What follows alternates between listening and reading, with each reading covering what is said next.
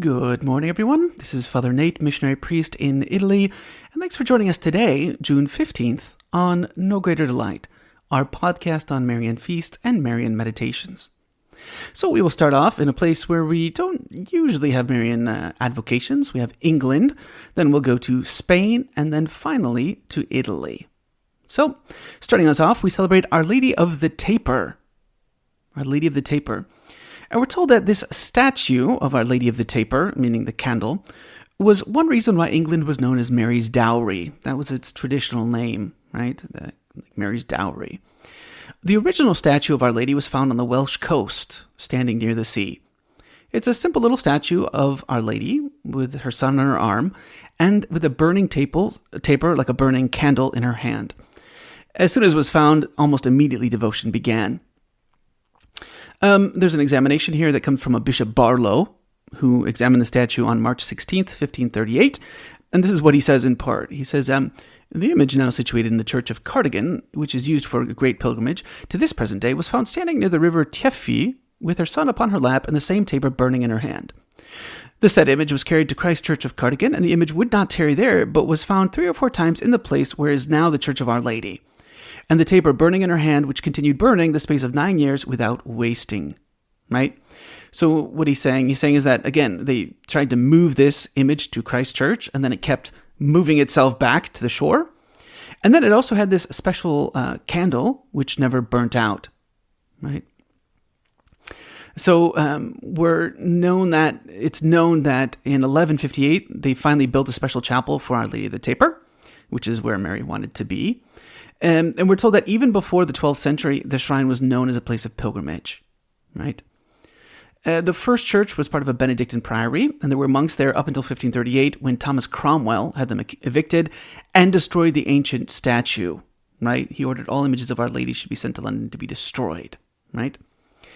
But then, fortunately, it was kind of, the image was destroyed, but devotion was rekindled, no pun intended, it's a candle pun. But a Bishop Petit decided to rebuild the shrine, and Dom Vincent d'Après, a Benedictine, was commissioned to create a new statue by using the only known description of Our Lady of the Taper, right? In 1956, the new statue was placed in Cardigan, as thousands of faithful gathered to witness in a great procession. The statue, however, wasn't robust enough to withstand the years, and a bronze statue was commissioned and blessed in 1986. On May 18th, 1986, Pentecost Sunday, it was solemnly reinstated in the church, and Pope St. John Paul II lit a blessed taper he had placed in the statue's hand. Then we're going to jump over to Spain, where they celebrate Nuestra Señora de Montemayor in Moguer, Huelva, Andalusia, Spain. Right? So in 1714, Fray Felipe de Santiago wrote that exactly 1,000 years earlier, so that's the year 714, the priest of the town of Moguer took Our Lady statue from the town church to his personal estate for safekeeping from the Muslims. He hid it in an oak tree. On October 4th, 1470, another man from Moguer, Alfonso Núñez, went off to the mountain to pray, and when he got up there, he discovered in this big oak tree a 27-inch cedar statue of Mary, with the child, it says, coming out of her body and leaning towards her heart. So I imagine that it's a wooden statue, it's just carved together. So what happened? Once informed, church and town officials moved the image to the parish church 3 times, and then 3 times it miraculously returned to the place it was found. So from then on Montmayor, they built the chapel, and Alfonso Núñez, he was there and he took care of the chapel until he died. We're told, unfortunately, the old statue was destroyed during the Spanish Civil War, alas. But a sculptor, Sebastián Santos Rojas, who I'm told is a great Andalusian religious sculptor, carved a new one in 1937, right? So to this day, Our Lady of Montmayor is the patroness, and they call her the perpetual mayor of Moguer, right? Her statue was crowned June 15th, 1991. And so on the second Sunday of May, a crowd of thousands takes the statue from the parish church of Our Lady to its mountain chapel, right? On the last Sunday of August, the statue returns to Moguer. And yes, the major anniversaries are October 4th, when they find it, and also June 15th, which is when the image was crowned. And last but not least, we will jump down to Italy, where they celebrate Madonna della Concezione, Our Lady of the Conception, Castel Bolognese, Ravenna, Emilia-Romagna in Italy. So they recall that when the plague hit the world in 1629, it entered very strongly in Italy, and it hit all these northern cities, right? We're told that in Milan alone, 183,000 people, 183 million people, that's a lot, 183,000 people passed away, right? Because it was close to the city of Milan, Castel Bolognese, the city was very, very worried. And anything they did to protect themselves didn't seem to work. So what did they do? Well, the faithful citizens asked for divine intercession. And by means of their mayor, they asked the bishop to make a procession with the image of Beata Vergine della Concezione, like Blessed Mary of the Conception. So the procession began on, you guessed it, June 15th, 1630. And for 30 consecutive days, when the risk of contamination, of the disease spreading was at its greatest, the image remained uncovered and went throughout the entire countryside, right? So that all the people could pray to not be hit by this terrible epidemic. Now, it's interesting because they said, the entire town was protected from the plague. And according to the information that they have of the deaths in 1629, 1630, and 1631, no one died from the plague, right? And so for that reason, they have an annual festival, right? And they said that even today, they celebrate that image of Our Lady, and it's kept in the Church of St. Francis. So that is what we are celebrating today, June 15th, in the Marian world. For today's Marian meditation, taken from the book by Father Ildefonso Villar, we continue with meditation 80, entitled The Crown of Wisdom. And today we'll read the second point, Sedes Sapientiae, or Seat of Wisdom. Now try to penetrate the incomprehensible mystery of the communication of this wisdom by the divine word on our Heavenly Mother. One day God dropped a tiny fraction of wisdom upon Solomon, who thus became the wisest of all men. What then must be the wisdom of our Heavenly Mother, who has been admitted into the knowledge of the innermost mysteries of the Godhead?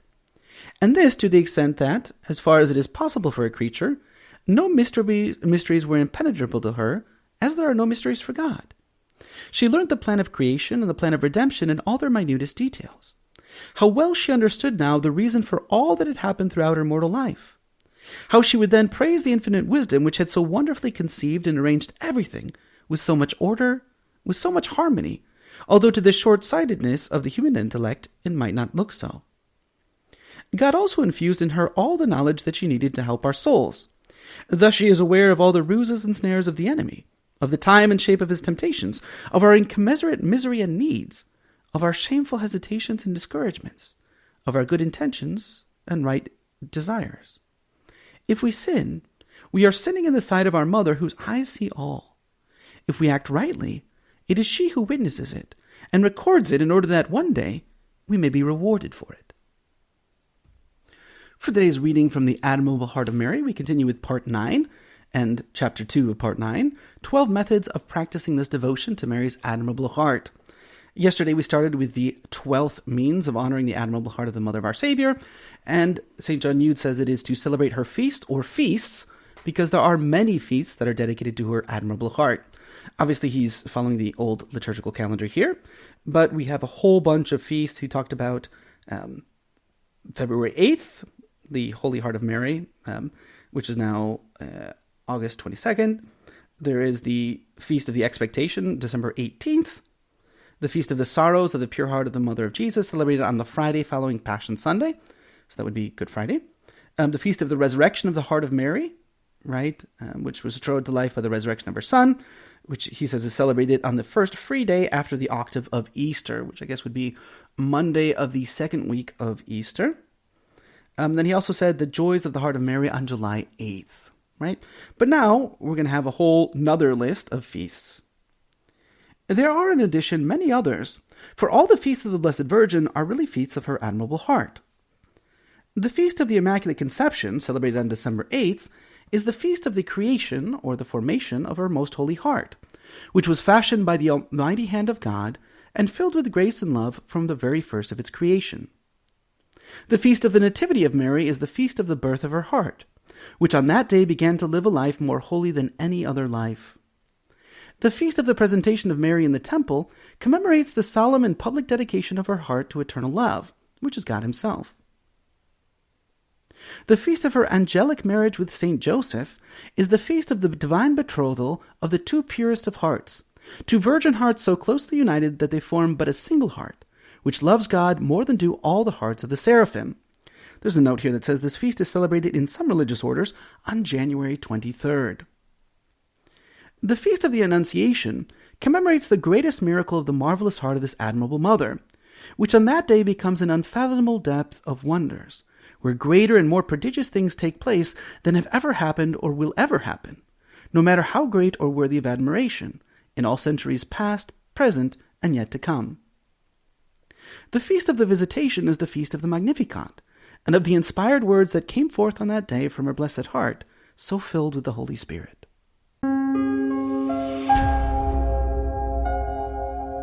Hello, and we hope that you enjoyed listening to our Marian podcast. In the spirit of Saint Bernard of Clairvaux, we say to you that there is no greater delight than to spread the devotion of Our Lady. We hope you share these sentiments and encourage you greatly to share with a loved one. Know that you are always in our prayers, and we ask that you keep us in yours. God bless.